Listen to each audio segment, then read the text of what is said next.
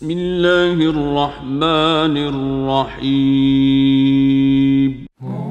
مصطفى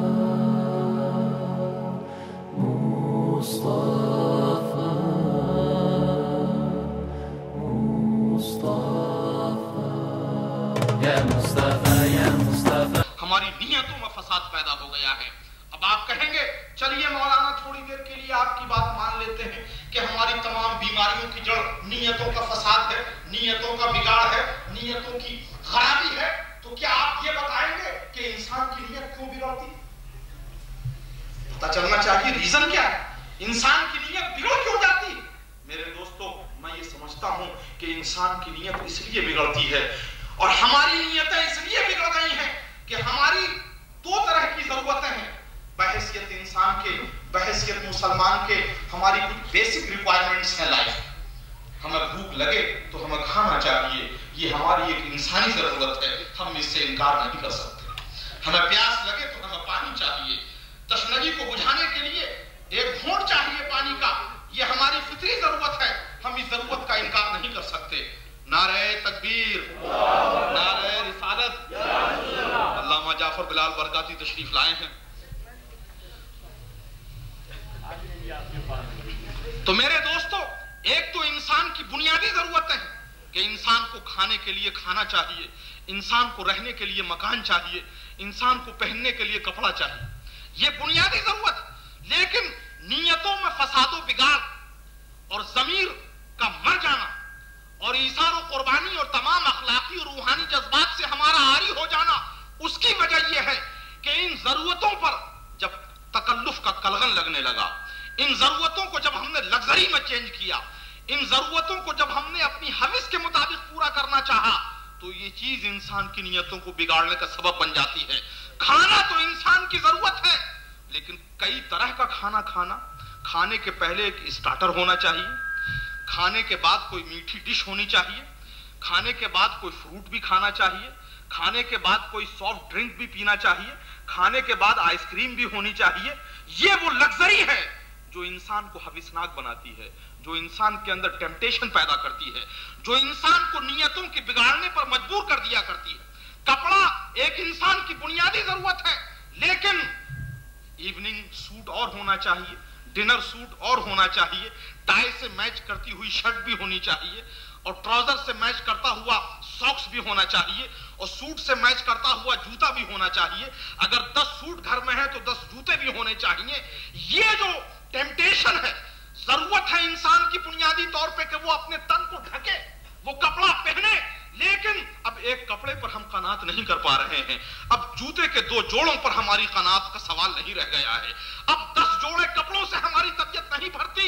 اب جب بھی ہم مارکس اور اسپینسر میں جاتے ہیں, جب بھی ہم کسی بڑے اسٹور میں جاتے ہیں, کوئی نیا سوٹ خریدنے کے لیے ہمارا دل فریفتہ ہو جایا کرتا ہے. مکان انسان کی بنیادی ضرورت ہے, لیکن ٹی وی لانج الگ ہونا چاہیے, اور ڈرائنگ روم الگ ہونا چاہیے, ریئر روم الگ ہونا چاہیے, گیسٹ روم الگ ہونا چاہیے, اور اٹیچڈ باتھ روم کے ساتھ ماسٹر بیڈ روم الگ ہونا چاہیے. یہ رہنے کے لیے مکان انسان کی ضرورت ہے, لیکن اس مکان میں سونی کا ٹی وی ہونا چاہیے, اس مکان میں ہٹاچی کا ویڈیو ریکارڈر ہونا چاہیے, اس مکان میں سونی کا مووی کیمرہ ہونا چاہیے, اس مکان میں ایکس منسٹر کا کارپٹ ہونا چاہیے, اس مکان میں اٹلی کا بنا ہوا فرنیچر ہونا چاہیے, اس مکان میں سویڈن کا بنا ہوا صوفہ سیٹ ہونا چاہیے, اور اس مکان میں بہترین قسم کے بلب لگے ہوئے ہوں, اس مکان کا پیپر ہر سال چینج ہونا چاہیے, اور اس مکان کی رنگ کی دیوار کا رنگ ہر سال تبدیل ہونا چاہیے, اور ان سب کو میچ کرنا چاہیے. رنگ دیوار میں کیسا ہے اس کے حساب سے تکیے کا غلاف میچ کرنا ضروری ہے. کارپٹ ہم نے کیسا بچھایا ہے اس سے میچ کرتا ہوا کرٹن ہمان لگانا ضروری ہے. کرٹن کیسا لگا ہوا ہے اس کے حساب سے ہمیں اپنے غلاف, اپنے لحاف کے اوپر غلاف چڑھانا ضروری ہے. یہ وہ لگزری ہے, یہ وہ ٹیمپٹیشن ہے, یہ وہ حوث ہے, یہ وہ بیماری ہے جس نے انسان کی نیتوں کو بگاڑ دیا ہے میرے دوستو. اور یہ وہ بیماری ہے جو نیتوں کو بگاڑنے کے بعد हमें तबाही और बर्बादी की जानिब ले जाया करती है। जब नीयत बिगड़ जाए तो इंसान किस तरह तबाह होता है? ये तीसरा सवाल आप कर सकते हैं कि आपने बताया कि नीयत बिगड़ गई है जनरली लोगों की, आपने बता दिया कि नीयत क्यों बिगड़ा करती है, लेकिन अगर नीयत बिगड़ गई है तो उससे हमारी जिंदगी पर क्यों असर पड़ता है? हम इसी करप्शन की जानिब क्यों बढ़ जाते हैं? हम तबाह बर्बाद क्यों हो जाते हैं? मेरे दोस्तों, नीयतों के बिगड़ने से इंसान किस तरह तबाह बर्बाद होता है, इसका सबक और उसकी तौजीह हजरत सैयदना ईसा अलैहिस्सलाम की जिंदगी के एक वाक़े में जिस खूबसूरती के साथ बयान की गई है कि जी चाहता है कि उसी वाक़े को बयान करके अपनी बात को आगे बढ़ाने की कोशिश की जाए। हजरत सैयदना ईसा अलैहिस्सलाम अपने एक शागिर्द के साथ सफर पे तशरीफ ले जा रहे हैं। आपके पास 3 रोटियां, दोपहर का वक्त हो गया। आपने शागिर्द के साथ अपने सफर को रोका और कहा भाई खाने का वक्त हो गया है, हमें खाना खाना चाहिए। हजरत ईसा ने इरशाद फरमाया कि एक रोटी मैं खा लेता हूं, एक रोटी तुम खा लो और एक रोटी शाम के लिए उठाकर रख देते हैं। हजरत ईसा ने अपने हिस्से की एक रोटी खाई और करीब में कहीं पानी का नहर था, वहां पानी पीने के लिए चले गए। ये शागिर्द अभी अपनी पहली रोटी खत्म नहीं कर पाया था। आप जब वापिस आए तो आपने देखा कि दूसरी रोटी गायब हो गई। आपने अपने शागिर्द से पूछा कि एक रोटी तुमने खानी थी, एक रोटी मैंने खाई है और एक रोटी हमें रात के लिए रखनी थी, वो तीसरी रोटी कहां चली गई? उसने कहा हुजूर आप तो पानी पीने गए थे, इधर से एक आदमी गुजरा और रोटी छीनकर भागता हुआ चल पड़ा। हजरत ईसा अलैहिस्सलाम अल्लाह के नबी और रसूल हैं और कश्फ, इल्म गैब ये नबी का खासा है। आपने अपनी गैबी और नबूवत की ताकत को कश्फ से ये जान लिया कि अब इस मेरे शागिर्द की नीयत खराब हो गई, ये रोटी खुद खा गया, नीयत इसकी खुद बिगड़ी और अब ये एक चोर का बहाना करके बात को खत्म करना चाहता है। आपने मसले को समझ लिया कि इसकी नीयत बिगड़ी, लालच की वजह से ये खाना खा गया, 2 रोटियां खा गया। आपने उससे कुछ नहीं कहा, रेत के 3 ढेर आपने जमा किए, उस पर आपने कुछ दम किया और वो रेत के छोटे छोटे 3 टुकड़े सोने में तब्दील हो गए। आपने फरमाया कि एक सोने का ये टुकड़ा मेरा है, मैंने एक रोटी खाई है, एक सोने का टुकड़ा तुम्हारा है, तुमने दूसरी रोटी खाई है, और तीसरा सोने का टुकड़ा हमें यहीं छोड़ के जाना है, ये उसके लिए है जो तीसरी रोटी लेके चला गया है। उसने कहा हुजूर वो दूसरी रोटी तो मैंने खाई है, 2 सोने के टुकड़े आप मुझे दे। मैंने पहले गलत कहा था, वो दोनों रोटियां मैंने खाई हैं, तो 2 सोने के टुकड़े आप मुझे दे दें, एक आप लेकर चले जाएं। हजरत ईसा ने इरशाद फरमाया कि बदनसीब तेरी नीयत बिगड़ गई और तू तबाही और बर्बादी की जानिब जा रहा है।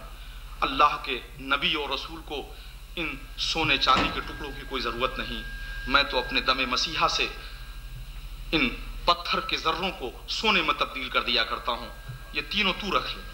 आप उससे नाराज हो गए और आपने उसके साथ अपने सफर को खत्म फरमाया, आप अलग चल पड़े, उसको वहीं छोड़ा। ये इन सोने के 3 बड़े बड़े टुकड़ों को लेकर वहीं पड़ा रहा, रात हो गई, सो गया। अब इसको समझ में नहीं आ रहा था कि ये लेकर कैसे जाए। उधर से रात में 4 आदमी गुजरे, उन्होंने देखा कि एक आदमी सोया है और उसके पास सोने के 3 बड़े बड़े टुकड़े रखे हैं। उन्होंने उसको मारा, कहा इसको मारकर इन सोने के 3 बड़े बड़े टुकड़ों पे कब्जा कर लिया जाए। वो तो वहीं मर गया। अब ये 4 आदमी रात भर उन सोने के 3 टुकड़ों के पास जाग कर पहरा देते रहे। सुबह हुई, चारों ने मशवरा करके एक आदमी से कहा कि देखो हमको चलते चलते और रात में जागते जागते भूख लग गई है, करीब में एक आबादी है, वहां जाकर तुम हम चारों के लिए खाना ले आओ, हम खाना खा लेंगे, फिर उसको आपस में बराबर बराबर बांट लेंगे और आगे बढ़ेंगे। वो आदमी खाना लाने चला गया। जो आदमी खाना लाने गया उसकी नीयत बिगड़ गई। उसने कहा कि भाई कोई ऐसी तरकीब क्यों ना सोची जाए कि ये सारा का सारा सोना मेरा हो जाए। उसने खाना वहां खा लिया और अपने 3 साथियों के लिए जो खाना खरीदा उसमें पॉइजन मिला दिया, उसमें जहर मिला दिया कि ये खाना वो खाएंगे, वो मर जाएंगे और फिर ये सारा का सारा सोना लेकर मैं घर चला जाऊंगा। ये खाना लेकर आया, इधर ये 3 ये मशवरा कर रहे थे कि भाई सोने के टुकड़े 3 हैं, 4 आदमी हो गए हैं, इसको बांटेंगे कैसे। तो द इजीएस्ट वे आउट ये है कि जो खाना लाने गया है जैसे ही आए उसको हम मार दें, वो मर जाएगा پھر کھانا کھا کے آپس میں ایک ایک سونے کا ٹکڑا لے کر گھر چلتے بنے. وہ آیا, ابھی اس نے کوئی بات ہی نہیں کی تھی, ان تینوں نے اس کو مارا, وہ مر گیا. اب ان لوگوں نے کھانا کھایا, کھانا کھا کے یہ تینوں بھی مر گئے اور سونے کے تینوں ٹکڑے وہیں کے گئے. میرے دوستو, یہ حضرت سیدنا عیسیٰ علیہ السلام کی زندگی کا وہ واقعہ ہے جو بڑی آسانی کے ساتھ یہ بتا رہا ہے کہ جب نیت خراب ہوتی ہے تو تباہی کس طرح آتی ہے, جب نیت خراب ہوتی ہے تو انسان کس طرح برباد ہو جاتا ہے, جب نیتیں خراب ہو جاتی ہیں تو انسان کس طرح اپنے آپ کو ہلاکت میں ڈال لیا کرتا ہے. میرے دوستو, غالباً ہم اپنی نیتوں کی خرابی کے اسی ماحول سے گزر رہے ہیں. جب ہماری نیتیں خراب ہو چکی ہیں, ہم نماز پڑھتے ہیں تو ہماری نیتیں سلامت نہیں, ہم حج کرتے ہیں تو ہماری نیتوں میں اخلاص نہیں, ہم کوئی چندہ دیتے ہیں تو ہماری نیتوں میں اخلاص نہیں, ہم اپنے بچوں کی پرورش کرتے ہیں تو نیتوں میں اخلاص نہیں, ہم اپنی بیوی کے حقوق ادا کرتے ہیں تو نیتوں میں اخلاص نہیں, بیویاں اپنے شوہروں کے حقوق ادا کرتی ہیں, نیتوں میں اخلاص نہیں, ہم کوئی اچھا کام کرتے ہیں تو اس میں اللہ کی رضا کی نیت نہیں ہوتی بلکہ کوئی اور نیت کام کر رہی ہوتی ہے, کوئی اور آبجیکٹو دماغ کے اندر ہمارے گھوم رہا ہوتا ہے, کوئی اور مقصد ہمارے ذہنوں کے اندر تیر رہا ہوتا ہے. تو نیتوں کی بگڑنے کی وجہ سے بظاہر مسجدیں ہیں, اذانیں ہو رہی ہیں, نمازیں پڑھی جا رہی ہیں, حج کے لیے قافلے چلے جا رہے ہیں, رمضان کا حسین موسم آ رہا ہے, اذانیں ہو رہی ہیں, تراویح ہو رہی ہے, روزے رکھے جا رہے ہیں, زکوٰۃ ہم نکال رہے ہیں, صدقات ہم دے رہے ہیں, مسجدوں کا چندہ ہم دے رہے ہیں, یتیم خانوں کی امداد ہم کر رہے ہیں, غریبوں کی ہم ہمدردی بظاہر کرتے ہوئے نظر آ رہے ہیں. لیکن جو بیسک چیز تھی نیت, جس پر انسان کے عمل کا دار و مدار ہے, انما الاعمال بالنیات, میں جس کو حضور نے ارشاد فرمایا کہ تمہارے کام کا, تمہارے عمل کا, تمہاری اسٹرگل کا, تمہارے ایفرٹ کا, تمہارے ہر محنت و مشقت کا دار و مدار تمہاری نیت پر ہے.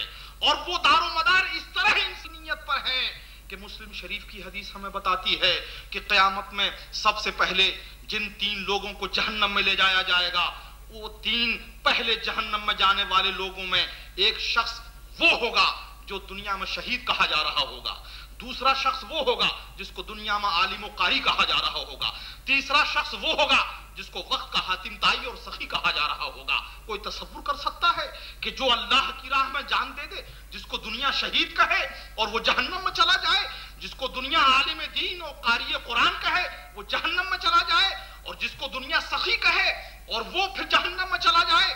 لیکن مسلم شریف کی حدیث پاک, حضرت ابو ہریرہ کی روایت کی ہوئی حدیث, ہم اس کا انکار کرنے کی پوزیشن میں نہیں ہیں. حضور اکرم صلی اللہ تعالی علیہ وسلم نے ارشاد فرمایا کہ وہ شہید جس کو جہنم میں لے جایا جائے گا, جس کو دنیا میں شہید کہا جاتا ہوگا, اس نے جان صرف اس لیے کی ہوگی کہ لوگ اس کی تعریف کریں. نعرہ تکبیر, نعرہ رسالت.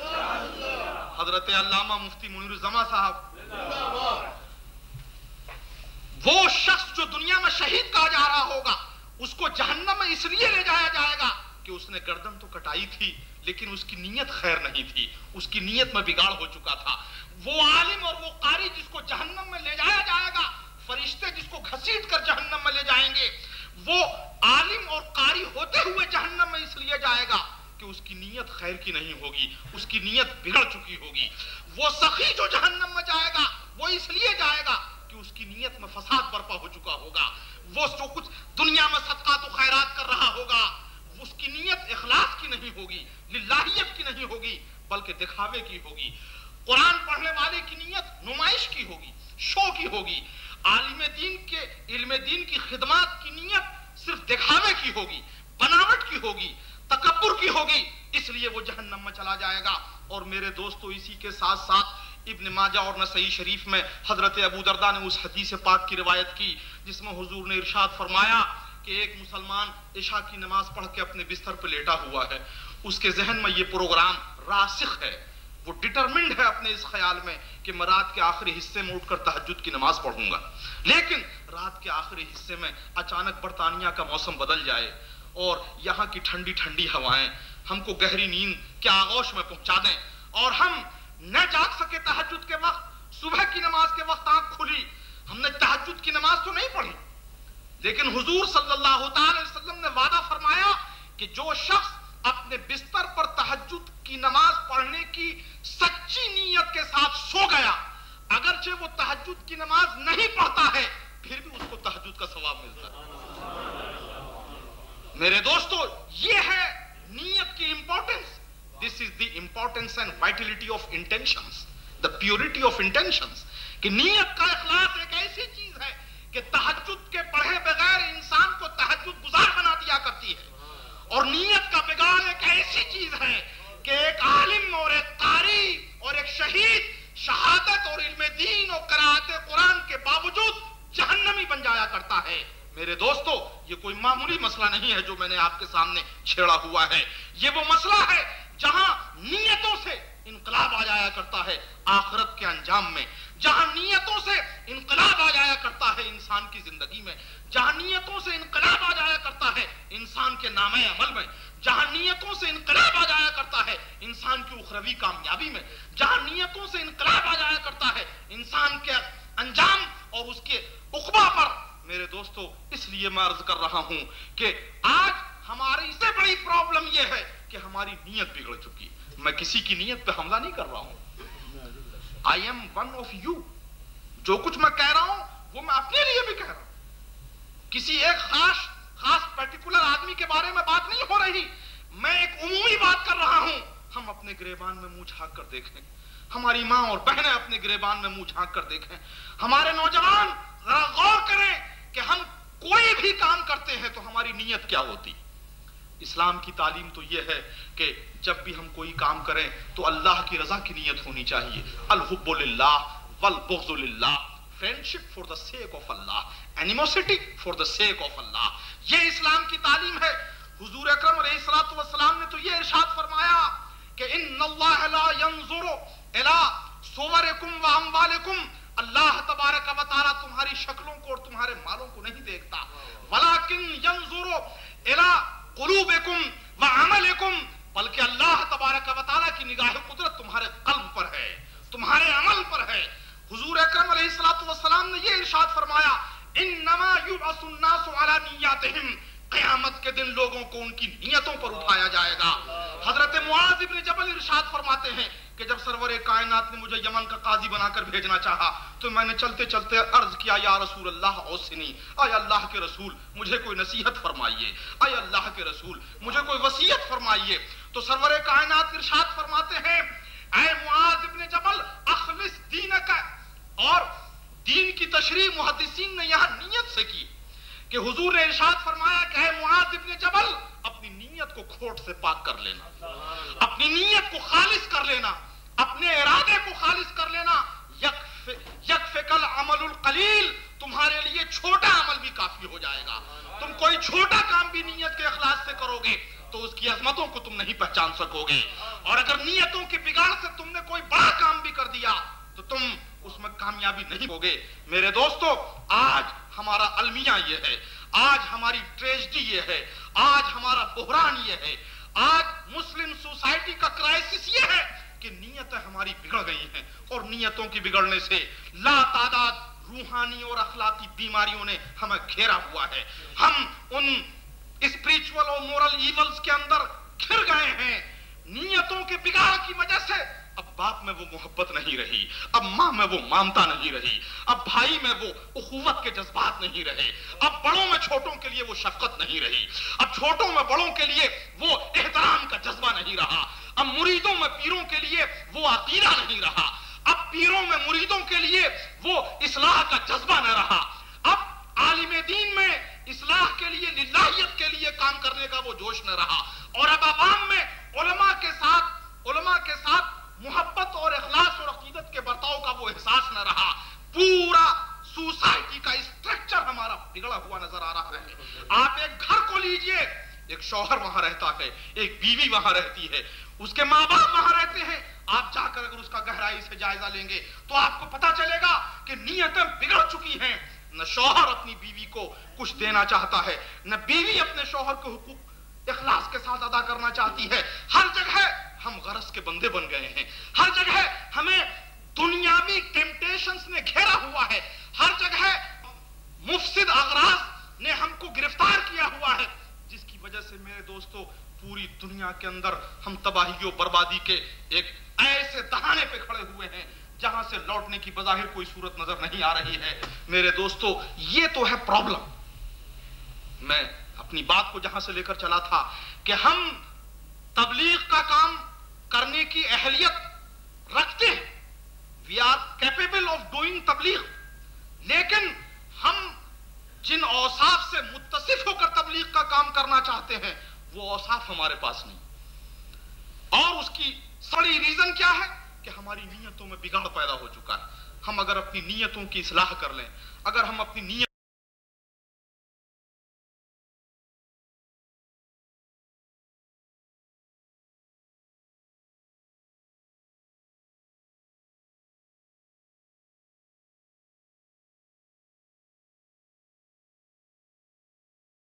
کیپیبل آف ڈوئنگ تبلیغ، لیکن ہم جن اوصاف سے متصف ہو کر تبلیغ کا کام کرنا چاہتے ہیں وہ اوصاف ہمارے پاس نہیں، اور اس کی سب سے بڑی ریزن کیا ہے کہ ہماری نیتوں میں بگاڑ پیدا ہو چکا ہے۔ ہم اگر اپنی نیتوں کی اصلاح کر لیں، اگر ہم اپنی نیتوں کو سنوار لیں، اگر ہم اپنے ضمیر کا پاپ دفن کر سکیں، اگر ہم ایثار و قربانی کے جذبات کو دوبارہ زندہ کر سکیں، اگر تقویٰ اور خوف الہی کا ایک نیا طوفان محبت ہمارے دل میں برپا ہو جائے، تو پھر یہی وہ کلمہ جس کو 50 سال سے گاؤں گاؤں، قریہ قریہ، گلی گلی گھوم کر پڑھایا جا رہا ہے اور اس کا کوئی اثر مرتب نہیں ہو رہا، یہی ایک کلمہ اگر اخلاص کے ساتھ ایک مومن جنگل میں پڑھ دے تو اس جنگل کو اجمیر شریف بنا دیا کرتا ہے۔ اگر اسی کلمے کو کوئی مومن کامل کربلا کے ریگستان میں پڑھ دے تو اس کو کربلا معلی بنا دیا کرتا ہے۔ اسی کلمے کو اگر کوئی مومن بغداد میں پڑھ دے تو اسے بغداد شریف و بغداد مقدس بنا دیا کرتا ہے۔ میرے دوستو، کلمے کی انرجی کا ہم انکار نہیں کر سکتے، کلمے کے ایفیکٹیونیس کا ہم انکار نہیں کر سکتے، کلمے کی توانائیوں کا ہم انکار نہیں کر سکتے، کلمے کی طاقت کا ہم انکار نہیں کر سکتے، کلمے کے اعجاز کا ہم انکار نہیں کر سکتے، لیکن ہمارے پاس وہ زبان ہونی چاہیے جس سے ہم کلمہ پڑھنا چاہتے ہیں۔ اس سے پہلے کہ گاؤں گاؤں گھوم کر لوگوں کو کلمہ پڑھایا جائے، اس سے پہلے کہ قریہ قریہ گھوم کر لوگوں کو کلمہ پڑھایا جائے، کلمہ پڑھانے والوں کو چاہیے کہ وہ اپنی نیت کو درست کریں۔ آج تو کلمہ اس لیے پڑھایا جا رہا ہے کہ کلمہ پڑھوا کر اس کو 11ویں شریف کا مخالف بنانا ہے، اس کو میلاد النبی کا مخالف بنانا ہے، اس کو نظر و نیاز کا دشمن بنانا ہے، اس کو صلاۃ و سلام پڑھنے کا منکر بنانا ہے۔ نیت میں تو فساد موجود ہے۔ کلمہ اس لیے نہیں پڑھایا جا رہا کہ دلوں کو صاف کرنا ہے، دلوں کی دنیا میں انقلاب برپا کرنا ہے۔ کلمہ اس لیے پڑھایا جا رہا ہے کہ اپنے استادوں کا اس کو معتقد بنانا ہے، اپنے گروپ میں اس کو شامل کرنا ہے، اپنی جماعت میں اس کو شامل کرنا ہے۔ ایسے کلمہ پڑھنے اور پڑھانے والے لاکھوں اور کروڑوں کی تعداد میں بھی اگر کوئی جماعت دنیا میں پیدا کر دے تو ایسے کلمے کے پڑھنے سے جس میں نیت کا اخلاص موجود نہیں ہے کوئی انقلاب برپا نہیں ہو سکتا، کوئی تبدیلی نہیں آ سکتی۔ نہ ایسٹرن یورپ کو مسلمان کیا جا سکتا ہے، نہ ویسٹرن یورپ کو مسلمان کیا جا سکتا ہے، نہ ساؤتھ افریقہ کو مسلمان کیا جا سکتا ہے، نہ امریکہ کو مسلمان کیا جا سکتا ہے، نہ چین اور جاپان کو مسلمان کیا جا سکتا ہے۔ یہی وہ کلمہ تھا جس کو بلال حبشی نے خانہ کعبہ کی چھت پہ پڑھا ہے، یہی وہ کلمہ تھا جس کو صدیق اکبر نے پڑھا ہے، یہی وہ کلمہ ہے جس کو فاران کے دامن میں محمد الرسول اللہ نے پڑھا ہے، یہی وہ کلمہ ہے جس کو خالد ابن ولید نے میدان جنگ میں پڑھا ہے، یہی وہ کلمہ ہے جس کو میدان بدر و حنین میں پڑھا گیا ہے، یہی وہ کلمہ ہے جس کو یرموک و تبوک کی گھاٹیوں میں پڑھا گیا ہے، یہی وہ کلمہ ہے جو حضرت حمزہ کی زبان پر تھا۔ لیکن آپ جانتے ہیں کہ جب ایک بار وہ یہ کلمہ پڑھتے تھے تو باطل کے قلعے میں زلزلہ آ جاتا تھا، جب ایک بار وہ یہ کلمہ پڑھتے تھے تو کفر و شرک کے ایوان ڈھل جایا کرتے تھے۔ آج ہم یہ کلمہ پڑھتے ہیں، ہمارے وجود پر کوئی اثر نہیں پڑتا۔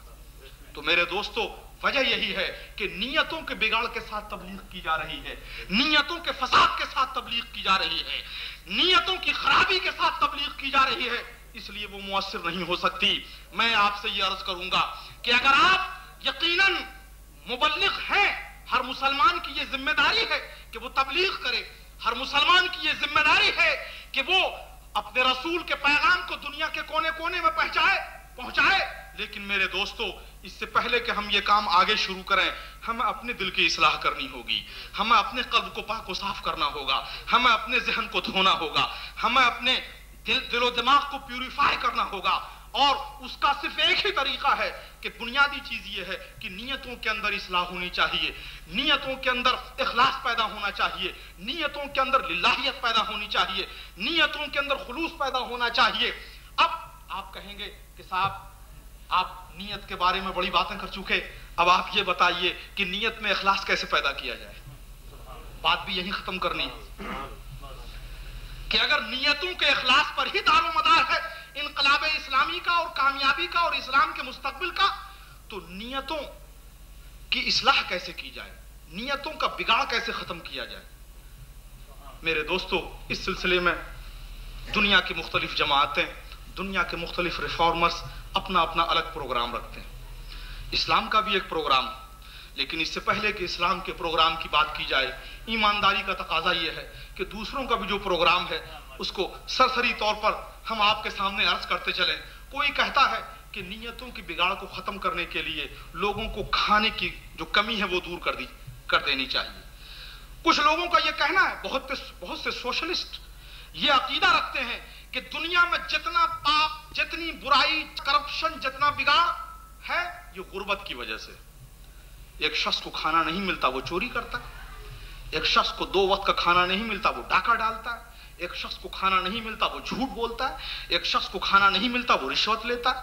वो कहते हैं कि बस अगर लोगों के लिए खाने पीने का इंतजाम कर दिया जाए तो इंसानियत का करप्शन खत्म हो सकता है, नियतों का बिगाड़ दूर हो सकता है।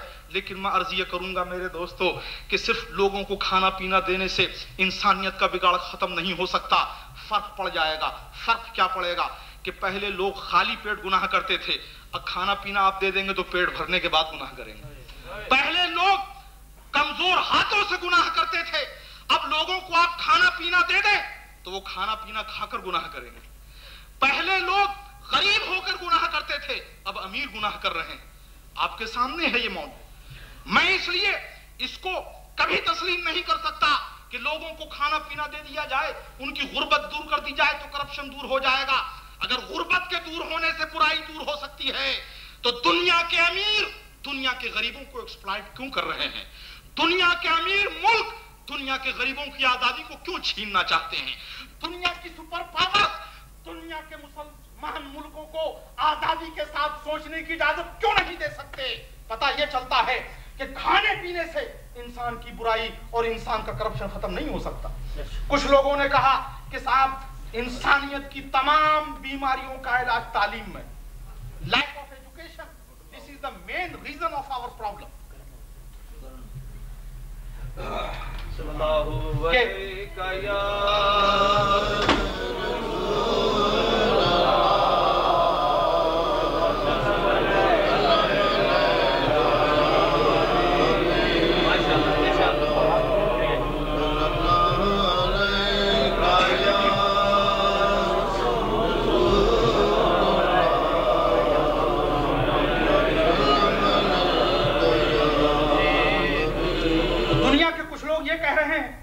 तालीम का अगर इंतजाम हो जाए, जहालत ये सबसे बड़ा पाप, ये सबसे बड़ी बीमारी है कि लोग जाहिल हैं, वो अच्छाई और बुराई की तमीज नहीं कर सकते, इसलिए लोग बुराइयों में मुब्तला है।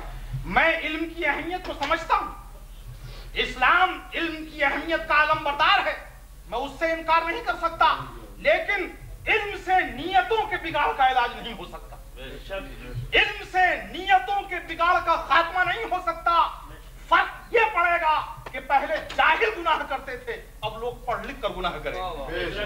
और यही हो रहा है कि जनाब कल एक जाहिल गुनाह किया करता था, अब लोग डॉक्टर हैं और गुनाह करते हैं, इंजीनियर हैं और गुनाह करते हैं, बैरिस्टर हैं और गुनाह करते हैं, ऑक्सफोर्ड से पढ़ के जाते हैं और बैंकों को लूटते हैं, कैम्ब्रिज में तालीम हासिल करते हैं और मुल्क के खजाने को लूटने की कोशिश करते हैं, बड़ी बड़ी यूनिवर्सिटीज में तालीम हासिल करते हैं और फिर इतने खूबसूरत तरीके से करप्शन करते हैं कि उसको अगर कोई पकड़ना भी चाहे तो उसमें कई कई महीने लग जाते हैं, वो सबूत नहीं मिला करता है। तो तालीम के आप आम करने से انسان کے مزاج کے بگاڑ کو ختم نہیں کر سکتے. صرف تعلیم کے دینے سے آپ برائیوں کا خاتمہ نہیں کر سکتے. فرق یہ پڑے گا کہ جاہل کوئی کام کر رہا تھا برائی کا، اور جب عالم علم کے بعد برائی کرے گا تو he will be too sophisticated in his corruption. وہ اپنے کرپشن میں ایکسپرٹ ہو جائے گا، ماہر ہو جائے گا. اگر چور کو لوہاری کا فن آ جائے تو وہ تجوری توڑنے لگتا ہے. تو علم سے، تنہا علم سے انسانیت کی نیت کے بگاڑ کا خاتمہ نہیں ہو سکتا. کچھ لوگ کہتے ہیں کہ چونکہ پوری دنیا کے مسلمان اور پوری دنیا کے انسان ڈس آرگنائز ہیں، ان میں یونٹی نہیں ہے، ان میں کوئی تنظیم نہیں ہے، وہ منظم نہیں ہے، اس لیے یہ سارا فساد ہے، اس لیے یہ ساری بیماری ہے. ہم تنظیم کے خلاف نہیں ہیں. تنظیم کی تعلیم تو قرآن دیتا ہے، اتحاد کی تعلیم تو قرآن دیتا ہے. میں عرض یہ کرنا چاہتا ہوں کہ اتحاد کی تمام عظمتیں مسلم، لیکن صرف اتحاد سے انسانیت کے پاپ کا خاتمہ نہیں ہو سکتا. پھر تو یہ ہوگا کہ کل الگ الگ لوگ ظلم کرتے تھے، اگر آپ نے ان کو متحد کر دیا تو وہ یونائٹڈ نیشنز میں بیٹھ کر ظلم کریں گے، وہ جنرل اسمبلی میں بیٹھ کر ظلم کریں گے، اور وہ ظلم کر رہے ہیں. کل چائنا اکیلے ظلم کرتا تھا، روس تنہا ظلم کرتا تھا، فرانس، برطانیہ اور پرتگال اکیلے ظلم کرتے تھے. آج نیو یارک میں یونائٹڈ نیشنز کے اندر بیٹھ کر ایک آرگنائزیشن بیٹھ کر بنا کر وہ آرگنائزڈ وے میں دنیا کے غریبوں کا خون چوسنا چاہتے ہیں، دنیا کے لوگوں کی آزادی سلب کرنا چاہتے ہیں، مسلمانوں کو اپنی مرضی ڈکٹیٹ کرانا چاہتے ہیں، مسلمانوں پر اپنی حکومت قائم کرنا چاہتے ہیں. تو صرف تنظیم سے بیماریوں کا علاج نہیں ہو سکتا. فرق یہ پڑے گا کہ لوگ منظم ہو کر ظلم کریں گے، منظم ہو کر فساد کریں گے، منظم ہو کر برائیوں کو دنیا کے اندر عام کریں گے. اس لیے میرے دوستو، میرے خیال سے نیتوں کی بگاڑ کی اگر اصلاح کرنی ہے تو صرف کھانے پینے کی سے کام نہیں چلے گا، صرف تعلیم سے کام نہیں چلے گا، صرف تنظیم سے کام نہیں چلے گا، بلکہ نیتوں کے فساد و بگاڑ کو ختم کرنے کے لیے پہلے مزاج انسانیت کو بدلنا ہوگا، پہلے انسان کے اندر کو بدلنا ہوگا، پہلے انسان کی روح کو بدلنا ہوگا، پہلے انسان کے روح کے اندر ایک انقلاب برپا کرنا ہوگا. اور یہی وہ عظیم کارنامہ ہے مبلغ انسانیت، مبلغ اعظم جناب محمد الرسول اللہ صلی اللہ علیہ وسلم نے انجام دیا. تاریخ میں سرور کائنات علیہ الصلوۃ والسلام کی عظمت یہی ہے کہ آپ نے پہلے نظام نہیں بدلا، پہلے مزاج بدلا. مکہ میں اللہ کے رسول نے مزاج بدلا، مزاج کو پاکیزہ بنایا، مزاج کو ریولوشنائز کیا، انسان کی طبیعت کو پیوریفائی کیا. جب انسانوں کے مزاج بدل گئے تو مدینہ میں آ کر نظام خود بخود بدلا، مدینے میں آ کر نظام خود بخود تبدیل ہوتا چلا گیا.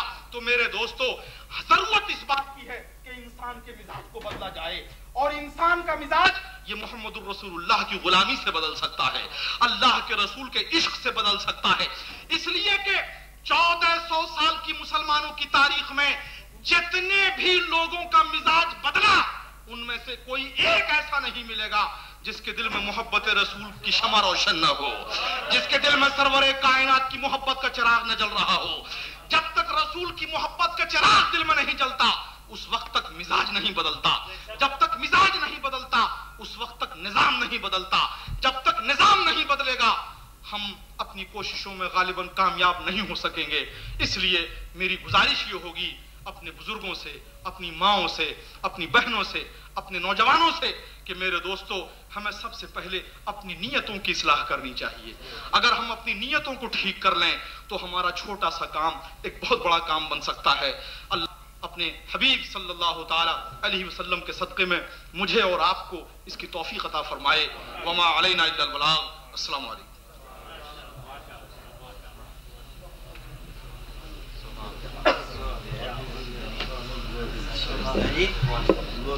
حضرات گرامی، مفکر ملت، محقق دوران حضرت العلامہ مولانا شاہد رضا صاحب نعیمی دامت برکاتہم العالیہ، ایڈمنسٹریٹر مسلم کالج لندن، آپ سے ایک عظیم موضوع پر خطاب فرما رہے تھے. دل تو یہ چاہتا ہے کہ آپ کے آج کی اس خطاب کو کلمی شکل دی جائے. ایک عظیم موضوع پر اور اتنے مختصر وقت میں ایک عظیم بیماری کا عظیم علاج بتایا ہے. خدا بالا و برتر حضرت کا سایہ اہل سنت و جماعت پر قائم دائم فرمائے. سامعین محترم، جس طرح میں نے پہلے عرض کیا تھا، مقتدر مشائخ و علماء تشریف لا رہے ہیں. تشریف لا چکے ہیں، کچھ تشریف لانے والے ہیں۔ نماز مغرب چند منٹ کے بعد ادا کی جائے گی۔ میں نماز مغرب سے پہلے مینچسٹر سے آئے ہوئے معزز مہمان نعت خوان جناب محمد طارق، صوفی محمد طارق صاحب قادری سے محمد حسین طارق صاحب سے درخواست کروں گا کہ بارگاہ رسالت مآب صلی اللہ علیہ وسلم میں نذرانہ عقیدت پیش کریں۔ لیکن یہ آپ سے درخواست ہے، یہ جو بچے گھڑی گھڑی درمیان سے اٹھتے ہیں، جس کے پاس سے بچہ اٹھے ذرا وہ بتا دے کہ بچہ اس پچھلے ڈور سے نکلے، چونکہ جب تقریر ہوتی ہے وہ محافل کے کچھ آداب ہوتے ہیں، ایک وہاں سے کھڑا ہوگا بچہ، ایک ادھر